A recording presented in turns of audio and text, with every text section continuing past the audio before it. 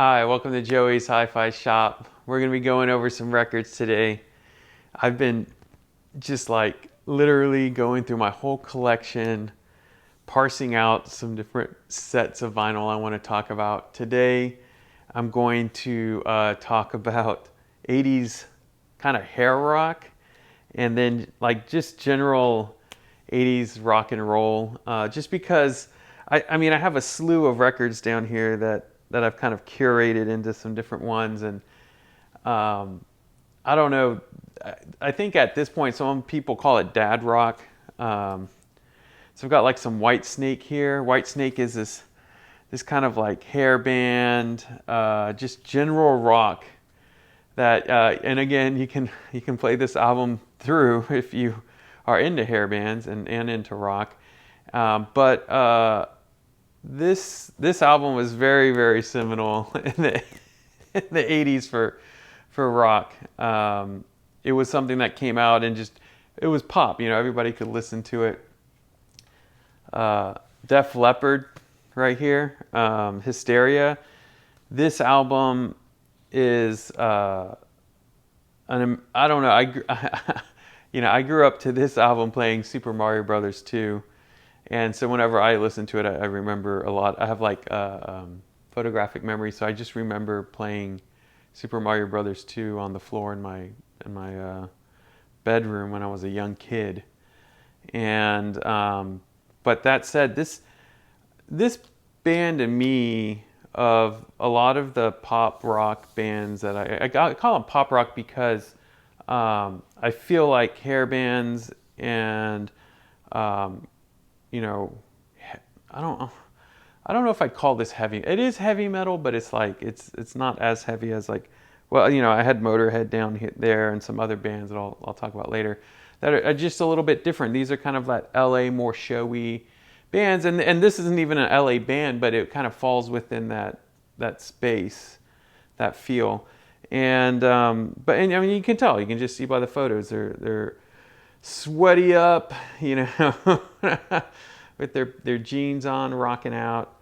You know, they've got their angled guitar, and just but their sounds. And this album, I think, is really seminal. This has some sense and some complexity to it that a lot of the other hair bands don't have. I highly recommend checking that album out. Again, you can check all these out on streaming.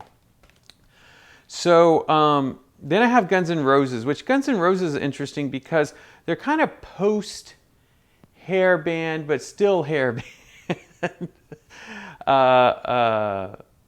performers. So they have ballads, they have the rock, they have the hits. You know, this is probably their most famous album.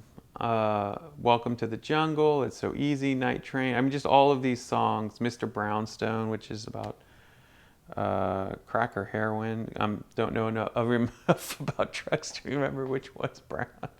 But you know, there's Brown Sugar from the Rolling Stones, and so you see this kind of like this rock look that's like almost like a hairband back in the day, but just a little more. If I could say grungy, which is kind of funny because that's kind of where we're headed. And their rock is really infamous. I mean, I think not on this album, but I believe it's Use Your Illusions 2, you know, the song that's in Terminator 2 that also made them really big, is a pretty seminal song. Use Your Illusions 2 is probably the other album I'd recommend checking out by them if you're looking them up on streaming. And these are in no particular order, by the way. A rock band that could be confused with a hair band would definitely be Iron Maiden, and this is their Live After Death album.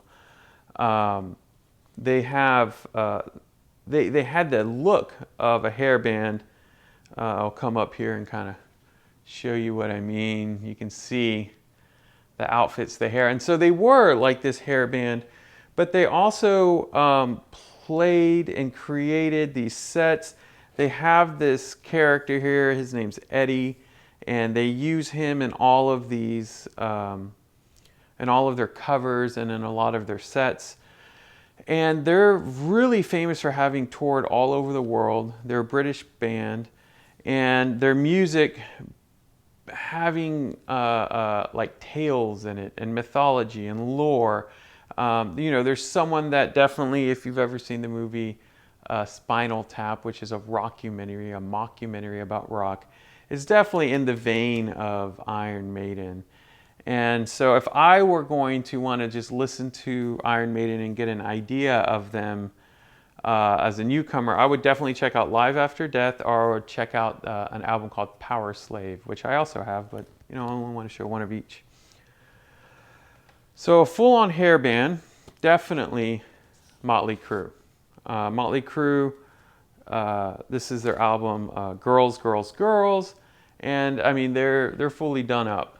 As you can see, they definitely, and it's so interesting because they're done up, and then they have a scantily dressed woman on it, and their motorcycles, and it's like this brooding male like rock that they make, but they're all done up in makeup with long hair and have this whole other aesthetic, and their sound and their rock is really interesting. It's kind of like this, what I would call homage to rock and roll from the 70s, but with a sound of 80s rock, which was a little heavy, like a little heavier on the guitars, a little bit more distinction in the drums, and then a little more like, I don't want to say more screaming, but like musical screaming or something like that. You'll have to listen to it, and you'll know what I'm talking about. But I definitely recommend checking this album out. Their other album that was really popular was Dr. Feelgood. And then last but not least, a hair band that is not a hair band at all is Van Halen. So Van Halen to me is a band that really resonates with teenagers and kind of people in their 20s in the 80s. I was, like I said, I was like 8 in 88, and this came out in, I'm always having a hard time reading when these things came out, as y'all know. This came out in 79. So I was -1 years old when this came out.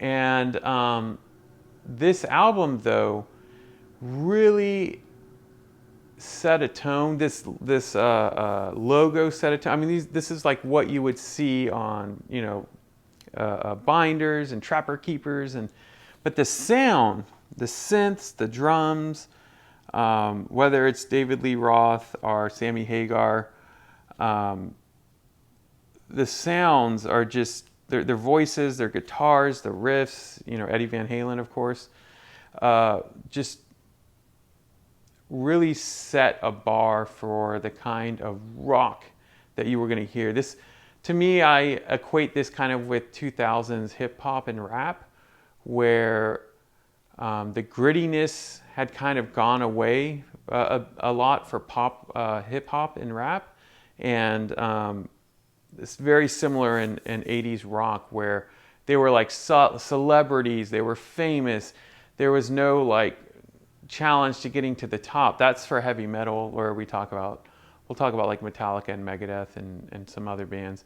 But these bands were bands that were very celebratory and set in a role to be part of the fabric of pop culture.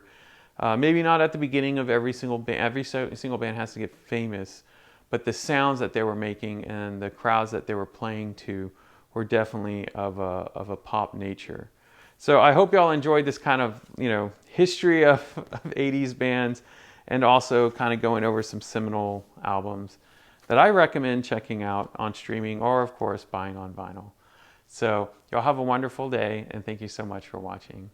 And of course, what do y'all want to see next? I have these stacks over here, but y'all recommend something, I will totally veer off script and do that. Thank you.